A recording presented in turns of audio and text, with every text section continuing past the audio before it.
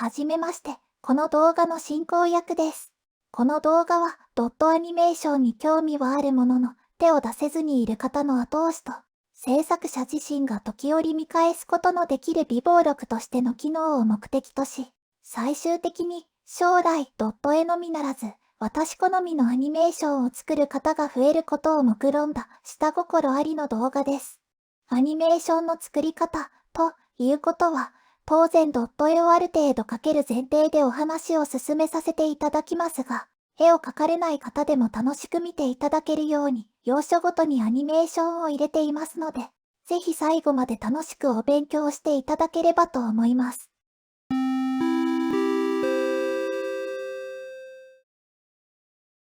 実を言うと私、ドット絵が好きです。動くドット絵はもっと好きです。ですが、アニメーションをたしなまれてる方は割合的にそこまで多くないように見えます。難しく考えられる方がたくさんいるかもしれませんが、要点さえ押さえれば、私が公開しているような程度であれば、割かし簡単にドットアニメーションを作成できます。この講座シリーズを通して、その要点を初心者の方にもわかりやすく説明していけたらなと考えています。今後、この動画等を通して、現時点で私が持っているドットアニメーションに関する知識ほぼすべてを、段階を分けて皆様に伝授しようと考えております。ただ独学ですので、紹介する方法の難易度や順序に前後があったり、正しく専門用語を使用していなかったり、また重要な要素が抜けているかもしれません。上級者の方にとっては物足りない内容になるでしょう。そういう方も、ぜひ画面の前で腕を組みながらご覧いただき、動画内容に不足している点についての助言や、その他良い情報がありましたら、コメントで教えていただけると嬉しいです。とはいえ、なんとなく察しがつくかと思われますが、私のレベルとしてはせいぜいこの程度だと思います。ですので、私の実力を加味した上で、この動画の用途としましては、初心者の方はアニメーション作成の最初の一歩の手助けに、初級者の方は中級に駆け上がるための踏み台に、中級者以上の方には復習がてら、もしご自身に不足している要素があれば糧にしていただいて、将来、私好みのドットアニメーションを作る方が増えればなと思っております。また、個人で作っている関係上、どうしても個人的な好みや主張が含まれます。ですので、絶対的に有用であろうと考える情報はこれを、個人的意見の場合はこれを、耳が痛くなるかもしれない話はこれを点灯させます。あなたにとって不要であろう個人のざれ言、聞くだけでモチベに影響しそうだから聞きたくないと感じた場合、これも参考にして飛ばしてください。さて、これで前置きは終了ですが、すでにドット絵のアニメーションをある程度作ったことがある方は、ここら辺まで飛ばしても構いません。また、前述の通り、私が現在持っている知識をすべて伝授しようとする兼ね合いで、それに付随する事前知識の説明などもいくつか入ってきます。もうそんなこと知っとるわとかそういった内容でありましたら、それらもセクションごと飛ばしていただいて構いません。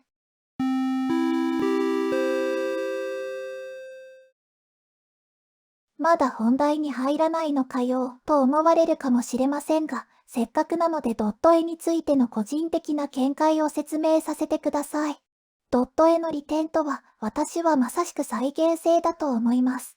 どんなに絵が下手っぴでも決められた順番に色を置いていけば、参考にしたものと全く同じものを描くことができます。これは手書きの模写やトレースとは大きく異なる点だと思います。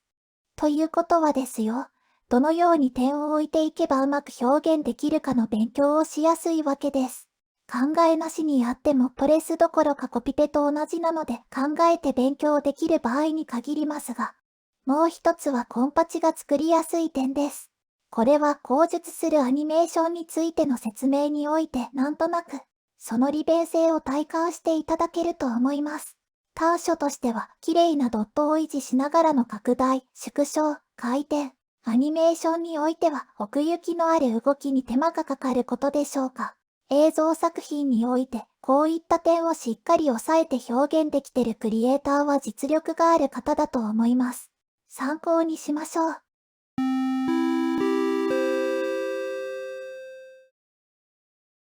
アニメーションとは、複数の異なる絵を連続で表示させ、動いているように見せる手法です。ドット絵でもそれは同じです。つまりアニメーションを作るには、少なくとも2枚以上のドット絵と、それをアニメーションにするツールが必要なわけですね。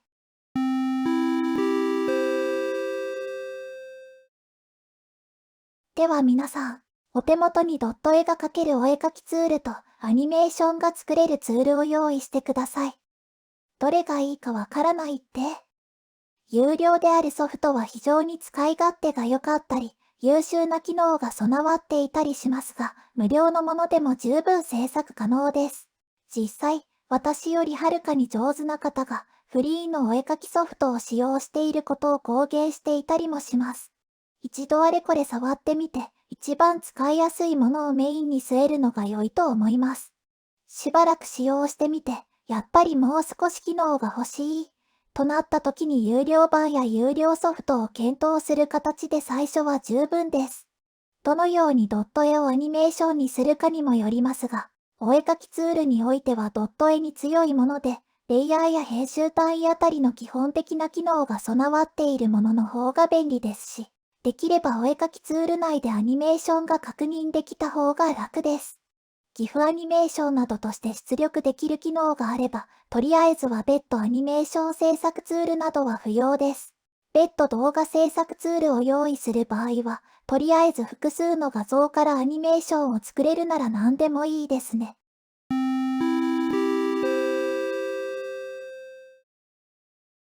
かつてのゲーム機では、その性能、容量から画像のサイズが制限されていました。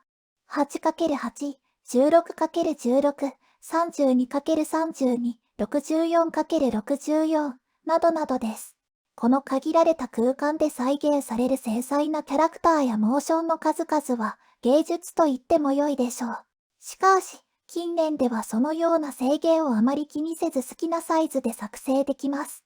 いい時代になりました。ですが、あまり大きすぎると、下手すると普通のアニメより手間がかかりますし、かといって小さすぎると、その限られた枠の中で再現し動かす別の技術が必要になります。等身の高い精細なデザインを小さなサイズの中でそのまま表現するのは難しいでしょう。おのずとしてデフォルメする必要が出てきます。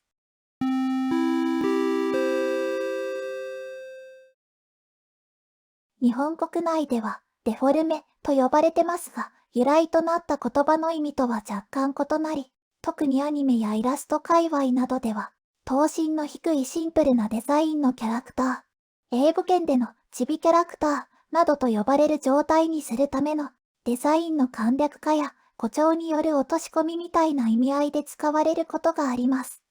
実際の美術関係での正式な使われ方とは少々違うはずなのですが、便利な言葉なので、今後、以降の講座では、デフォルメを日本で使われているのとほぼ同様の簡略化や誇張による落とし込みの意味で使わせていただきます。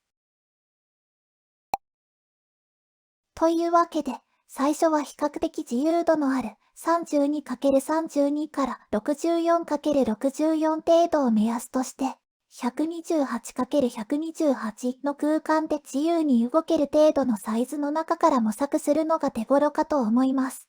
ある程度ドット絵に慣れてる方は、自分のやりやすいサイズで練習するのが一番ですね。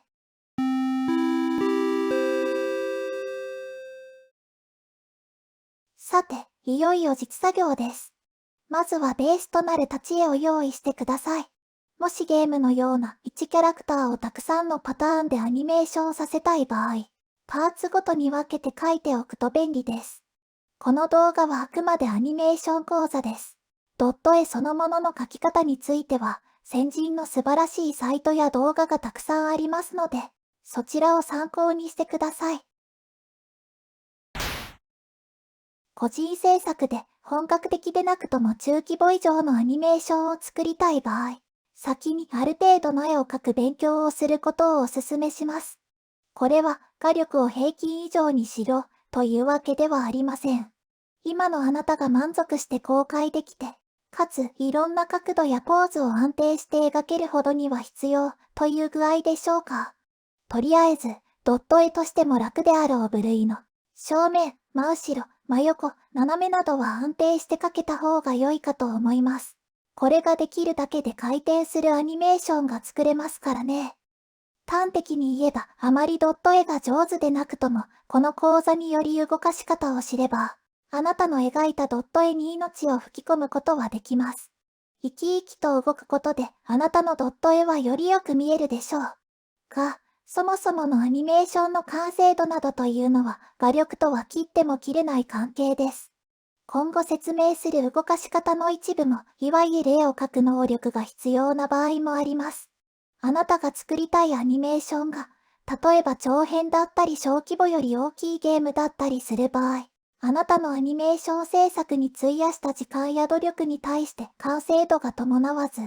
より疲れてしまうことになるかもしれません。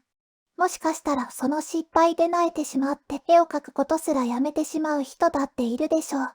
これほど面白くないことはありません。自ら才能の芽を摘むようなことは避けるべきなのです。まあ、できないことをできるようにするのは時間もかかって大変ですし、他の簡単にできることで補うことも技術の一つです。練習は練習でする方が良いとして、ごまかし方も一緒に勉強していきましょう。ということで、ゲームを作るにせよアニメを作るにせよ、キャラクターを動かす場合においては基本となるタッチポーズを用意しておくと、その後のアニメーションを作るのに大いに役立ちます。今回は講座動画、練習やスキルアップが目的ですし、最初っから張り切りすぎてしまうと疲れちゃいますので、初めてアニメーションを作られる方においては、なるべくシンプルなキャラを用意すると良いでしょう。おすすめとしては、そうですね。例えば、こんなのとか、こんなシンプルなのとか、こんなのでも良いのですが、あまりこういうところで楽をしすぎるとなかなか抜け出せなくなることを身をもって知ってますので、できればある程度しっかり人型のキャラクターで練習したいですね。やはり練習とはいえ、あなたの技量を上げるための練習を共にするパートナーです。可愛い方がテンション上がりますよね。女の子ですかね。練習しやすいように使用する式数も少なめの方が良いでしょう。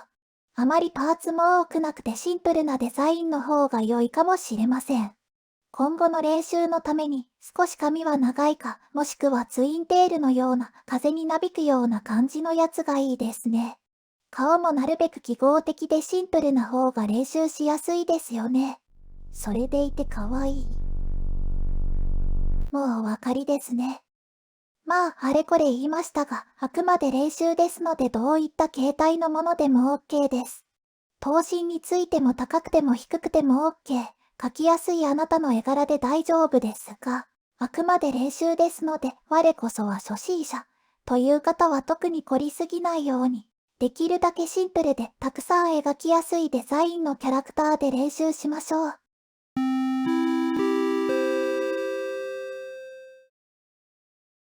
まずは他のクリエイターも最初に触れるであろう、最も簡単な要素からやっていきましょう。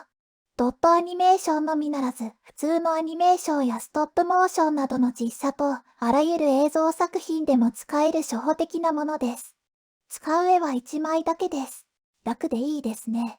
前述の通り、アニメーションとは複数の異なる絵を順番に見せることで動いているように見えるわけです。つまり、同じ絵でもちょっとずつ位置をずらすだけで動いているように見えるわけですね。例えばこんな感じ。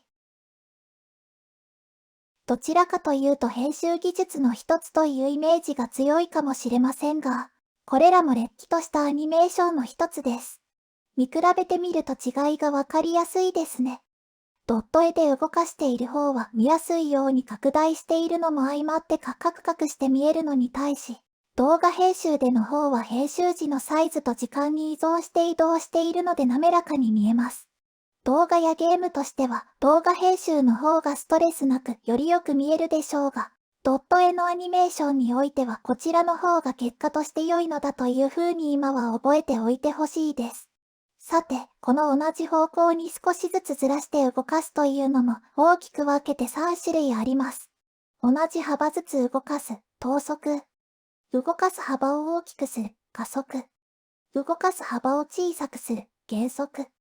上手な方が行っている複雑な動きも、細かく見ていけばイラスト感で行っていることは、これら3つのうちどれかです。これに速度が逆の方向を向く反転や、ゼロとなる停止を含めれば、単一の軸に関するすべての動きは大体これで再現できます。これは一方向だけでなく、二次元的に動く場合も、三次元的に動く場合も同様です。では簡単な実例を見ていきましょう。等速。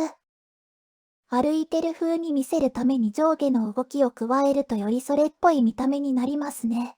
素早く小刻みに動かしても小動物的で可愛らしいかも。背景を等速で動かしても移動してるように見えますね。さっきの上下の動きを組み合わせるとこんな感じ。停止からの加速。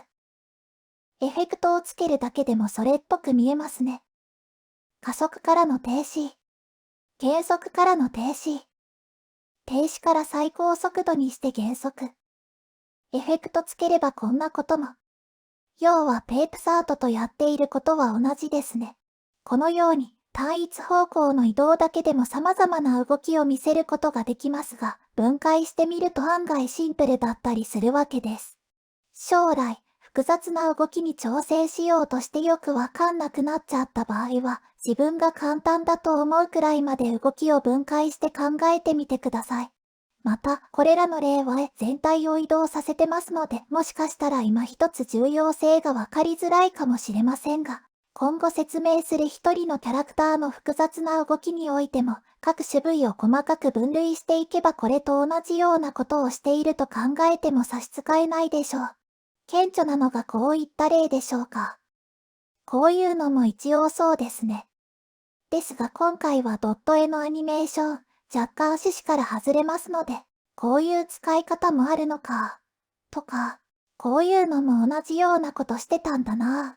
程度の認識で十分です。さて、ここからいよいよキャラクターを動かすアニメーションの話をしていきます。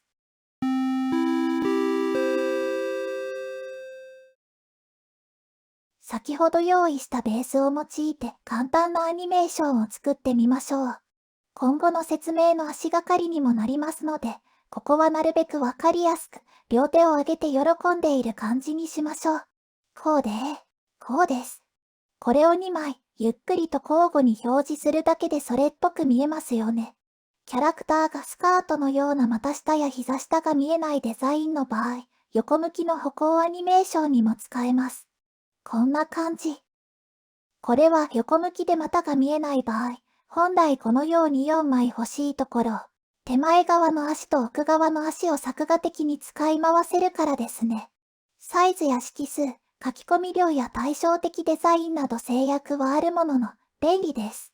万が一もう少し書き込みたかったり、アニメーションの枚数を増やしたい場合や、明確に手前と奥を書き分けたい場合でも、このように色の塗り分けだけで十分な場合が多いです。便利ですね。枚数が少ないと簡素に見えがちですが非常に重要。実際現在でもこういったアニメーションを用いる場面は多々あります。何よりデフォルメされたデザインとデフォルメされた動きというのはシナジーがあって可愛らしく出来上がります。シンプルゆえの可愛さというのもありますしね。それに、ここまで枚数を少なくしてアニメーションを作る場合、初心者にはキーポーズに関する練習にもなるかもしれません。工程の少なさや見た目の簡素さイコール手抜きとは必ずしもならないということは留意しておきましょう。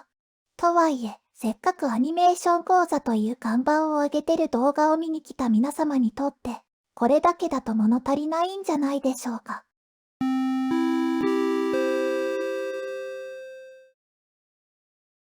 例えば先ほどのように2枚直立から片手を上げるとするとしましょう。まあ、これはこれで良いかもとは思いますが。ですがせっかくですし、もう少し滑らかに、もしくはどういう風な手の軌道を描いてあげたのか見せたいなぁと思ったりもするわけです。そういった場合は、この直立と手を上げる絵の間に2つを中継するような絵を追加しましょう。では、例として今回は手が等速で動いてるものと想定して1枚だけ追加してみましょう。中間くらいに手が来るようにします。動かすとこんな感じ。無難ですが先ほどよりは手を上げているような感じに見えますね。手の軌道を変えるとこんな感じ。手が大きく動くのでダイナミックに見えなくもないですね。次は中継の絵を2枚追加してみましょう。2枚で等速だと先ほどのこれに1枚追加というのはちょっと違和感がありますので、中継の2枚はこんな感じに。動かすとこんな感じ。まあ比較すれば滑らかには見えますが少々ぎこちないですね。この中継の絵を追加して滑らかに見せるという考え方は全身での動きでも同じです。今回、例として動く速さを等速に限定しましたが、実際に人間が動き出したり止まったりするのはそうキビキビとできるものでもありませんし、常に等速というわけでもありません。自然に見える動きというのは言うほどキビキビしてないわけですね。そういう風に見せるためのテクニックはこの次のセクションで紹介いたします。とりあえず覚えるべきことは、滑らかに見せたい場合は中継する絵を足す。これですね。ただ、まだまだ事前に覚えてほしいことはございます。とりあえず事前情報として、物足りなきゃ足す。でも多けりゃいいというわけではない。ということだけは覚えておいてください。絵から絵の動きを滑らかに見せるように、間に別の絵を入れることを、中割りと呼びますが、今回の程度のものを中割りと呼んでよいのかよくわからなかったのと、絵と絵をつなぐことを強調させたいがために、あえて中継という言葉を使わせていただきました。わかりづらかったらごめんね。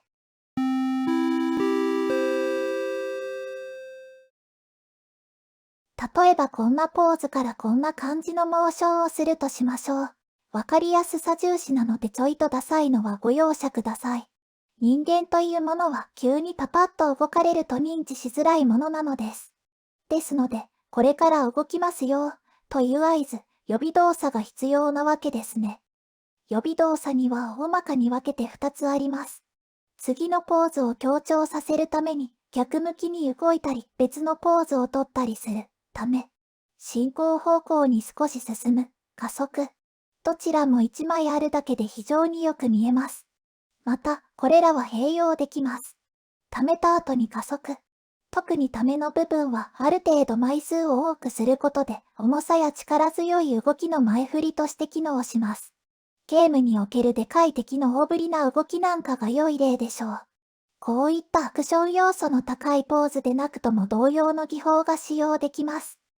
例えばこんなポーズからこんな感じのモーションをするとしましょう。これに先ほどの要素を当てはめて動かすと、ため、加速。ためは向きが異なっていてもできたりします。部位ごとにためと加速と中継が併用されたりしてますね。応用的ですが他にもこうとか、くどくするとこんなのも。最終的なポーズが同じでも印象が随分変わると思います。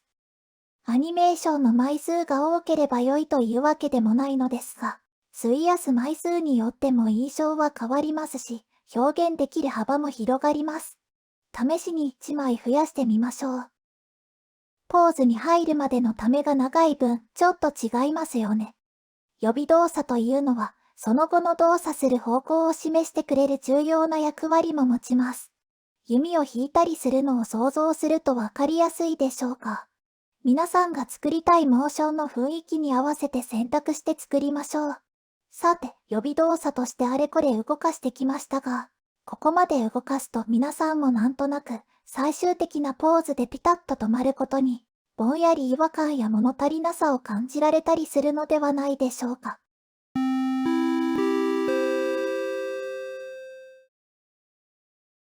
例えば、勢いよく動いてからポーズを取る感じにするとしましょう。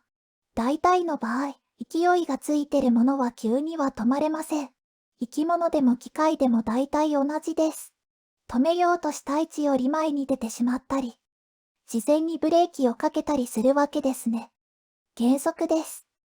ブレーキをかけたところでピタリと止まれないものもあるわけです。勢いが強いものを急に止めると、場合によってはブレるような動きをしたりします。コミカルに書いてますが、部位ごとに見れば実際にも起こり得る動きです。これらのように、メインとなる動きの後に特定のポーズを取らせる場合、メインの動きとその後のポーズをつなぐようなモーションがあるとそれっぽく見えるわけです。メインとなる動きの後の動作なので仮に後動作と呼ぶこととします。動きの構成によって重要度は左右されますが、大抵の場合、メインの動きの後のポーズというのはどんな風であれ決めポーズみたいな役割を持ちます。予備動作が動き始めの合図であるならば、この後動作は動き終わりの合図のようなもので、なおかつその後のポーズの強調や円滑なつなぎを担う役割も持ちます。この動きの種類は大別するなら主に2つで、減速と超過でしょうか。実はこの後動作さえあれば予備動作がなくとも割と動いたりして見える場合があります。滑らかさや自然さ、気持ちの良い動きには予備動作が重要ですが、動き終わったことや次のポーズを印象づけるのに効果的なのは後動作の方なのですね。もちろんその動きの構成によりけりなので、だいたいそんな感じで分類できるんだ、程度で大丈夫です。さて、これを先ほどの予備動作での例に追加してみましょう。主に手の動きに注目してください。例1、超過。例2、減速。例3、減速からの超過。例4、急ブレーキによるブレ。それっぽく見えるようになってきましたね。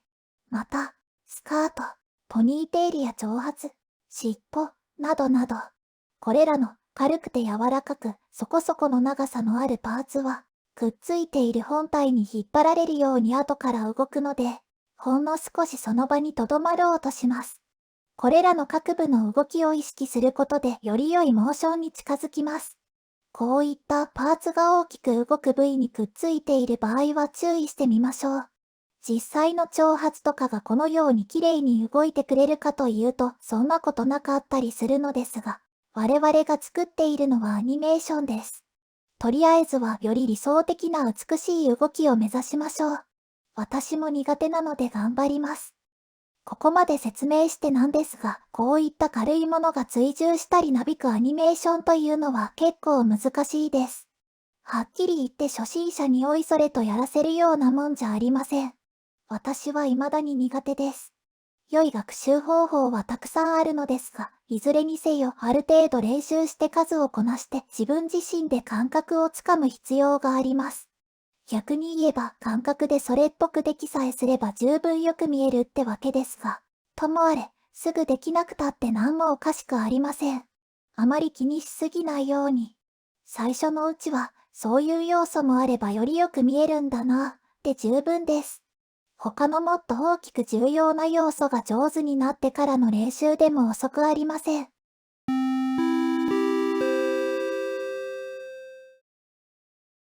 さて、ここまでの知識さえあれば十二分に良いものを作れるはずです。今まで勉強したものを使用してアニメーションを作ってみましょう。では試しにこれらのポーズを順番にするアニメーションを作ってみましょうか。こんな感じ。さっきのに当てはめるならこんな感じ。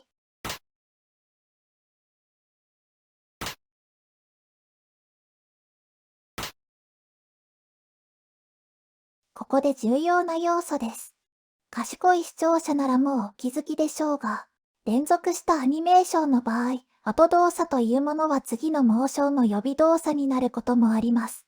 これの、こう分割した時の、こことかですかね。その際は一連の流れを視野に入れながら作成しましょう。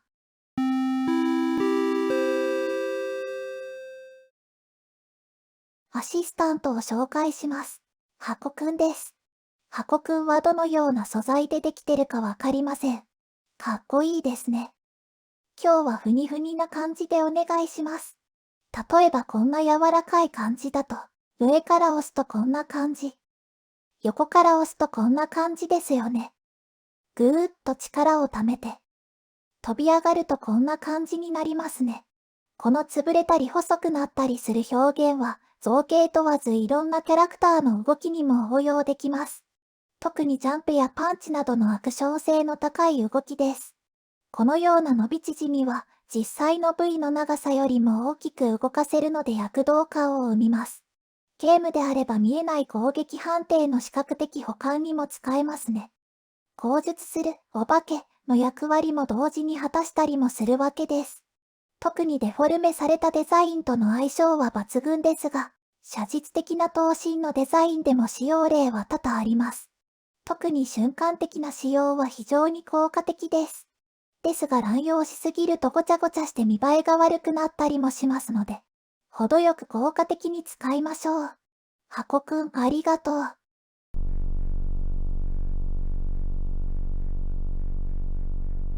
アクション、武器による攻撃、高速移動、などなど、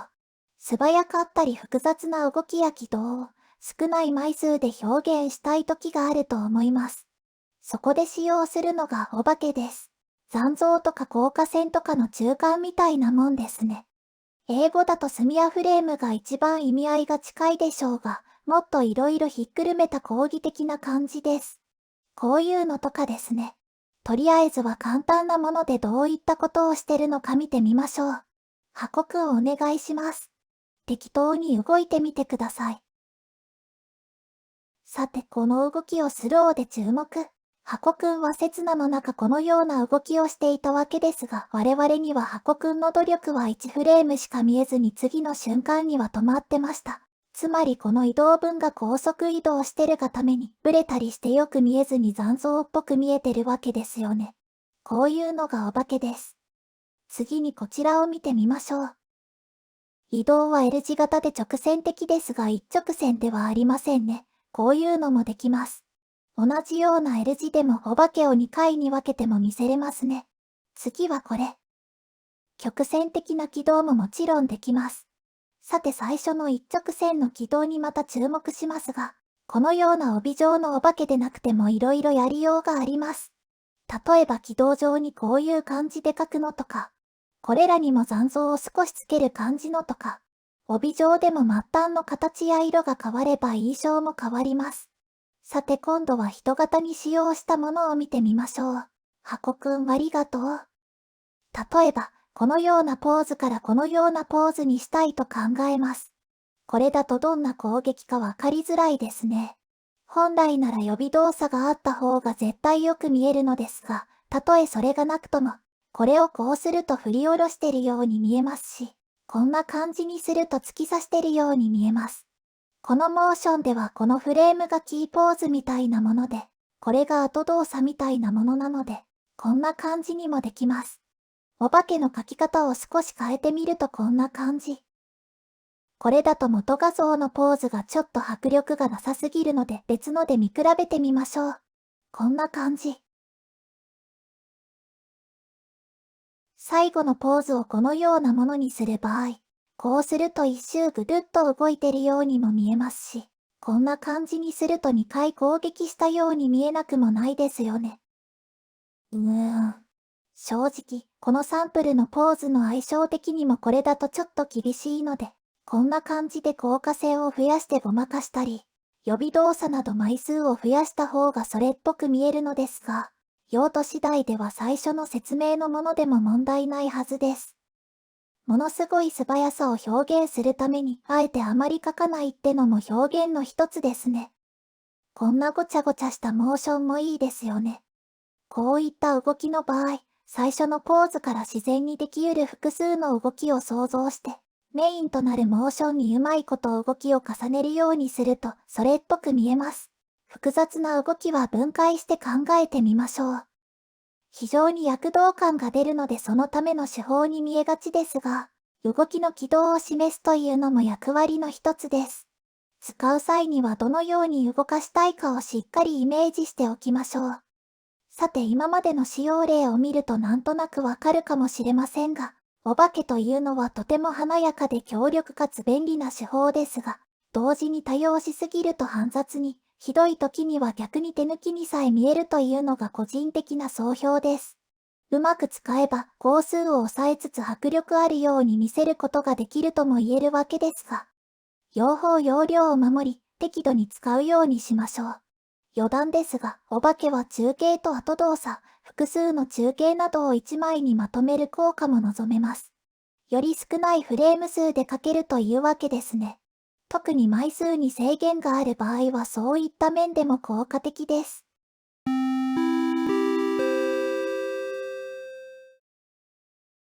ここまでの知識とそれを練習したいくらかの腕前があれば、自身の作りたい動きと実際使える技術とを照らし合わせて事前に計画を立てることができます。行き当たりばったりでもそれなりのものは作れますし、それはそれで楽しいのですが、あらかじめどういう風に動かしたいかをイメージしておくと、その後の作業が楽になり円滑に進めやすくなります。長めのアニメーションを作りたい方は、ある程度自分で見直した時に思い出せるようメモをしておくと便利ですね。特にドット絵のような色数とサイズが制限されている場合、過去の自分の天才的なひらめきによって描かれた絶妙な数ピクセルが、未来の自分に不要と思われ消されてしまい、結果不出来になることがあります。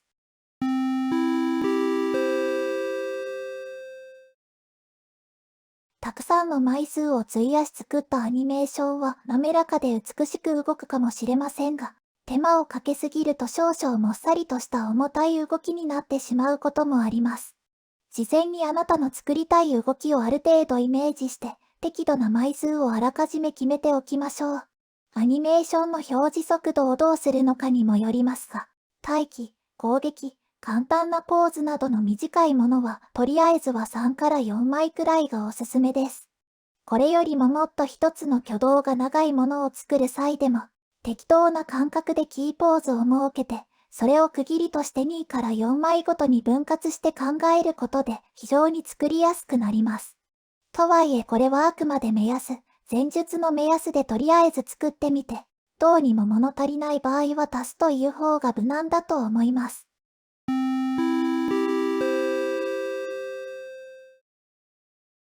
基礎編の総まとめとして、ループアニメーションを作ってみましょう。試しにその場で軽く跳ねるように上下するモーションを作ります。最後のフレームが最初のフレームの予備動作的な立ち位置になるので、少ない枚数でも良い練習になるし、軽く跳ねることで動きが大きくなって、手間の割にはいい感じに仕上がるんじゃないでしょうか。まずベースを用意します。先ほど用意したベースがそのまま使えるならそのまま使っても構いません。予定として総数は4枚で、イメージとしてはこんな感じ。1、ほんの少し踏ん張る剣着地。2、ジャンプ。3、ジャンプ頂点。4、落下。といった感じでしょうか。この時、1枚目でベースをそのまま使い回せるならそれでも構いません。そうなると残り3枚で済むわけですしね。ですがこのままだとジャンプ前のため感も着地感も薄いので少し改変しましょう。膝を少し曲げさせて、腕も少し広げてジャンプへの備え兼着地でのバランスを取るような感じに。なおかつ少し上半身の姿勢を低く、柔らかい部分も少し上向きに引っ張られる感じにします。2枚目は地面を蹴ってジャンプの直後ですので、地面から足が離れて若干伸びきったような感じに。腕はリラックスして体に追従するように下に伸び、柔らかい部分も少しだけ下に引っ張られるような形に。3枚目はジャンプの頂点です。さっきの位置より体はちょっと高い位置へ移動し、伸びきっていた足も自然な程度に少し曲がり、先ほどの柔らかい部分も体の位置に追いつきます。ここはベースをそのまま使えそうですね。最後の4枚目、重力により体は少し落ち、手足も落下に備え少しだけ曲がり、先ほどと移動方向が違うので、柔らかい部分はまた少しその場に留まろうとします。最後に全体の動きを見ながら気になる箇所の修正。こんな感じですね。私の普段の作成方法と違い、ちゃんと作成計画を先に作ってそれを元に書いたので、いつもの速度とは言い難いですが、計画通りかつ速度重視で作業時間は20分くらいでした。ちょっとアレンジしてみましょうか。こんな感じに上下移動を抑えめに足の幅を広げて左右に動きながら頭を傾ける感じにしてみようと思います。作画が面倒なので頭を傾けるのはちょいとずらすくらいで済むようにしましょうか。まずさっき作ったのを用意してこれを改造していきます。上下移動を抑えて全部の足の幅を調整。さて現時点での想定としては、頭の位置が1、5枚目で一番端。2、6枚目に中心寄りに動き出し。3、7枚目は真ん中で今作ったのを使い回し。4、8枚目で次のフレームとの中間あたりに位置させて、中継と予備動作的な意味合いを持たせたい。今回は正面向きかつ瞳以外対象のデザインなので、5から8枚目はコピペして反転でいけますね。というわけで、さっき作ったこれを用意して、1枚目は全体を左に2ドット。胸元あたりから上を左に1ドット。首元も1ドット分ずらしましょう。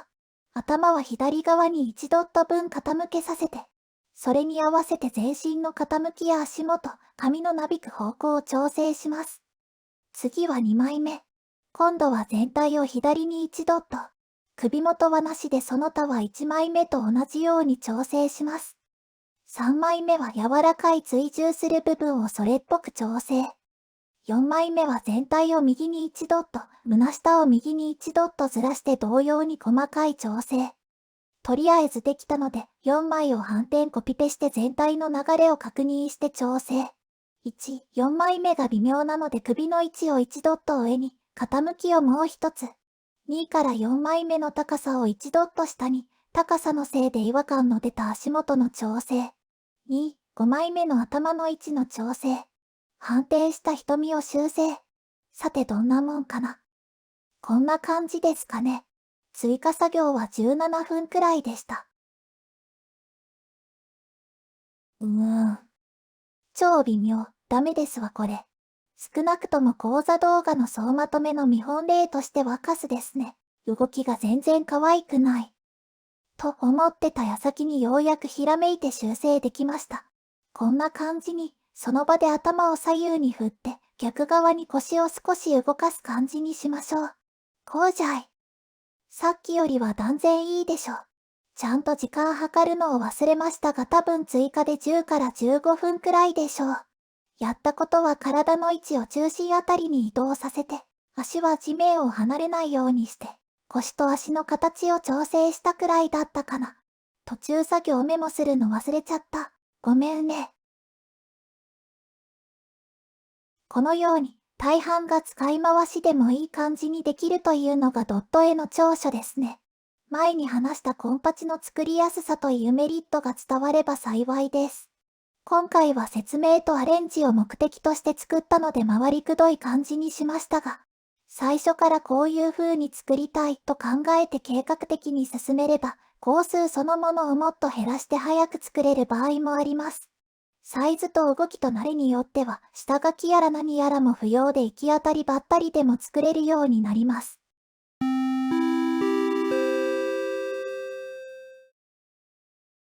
という具合で基礎編は終了となります。お疲れ様でした。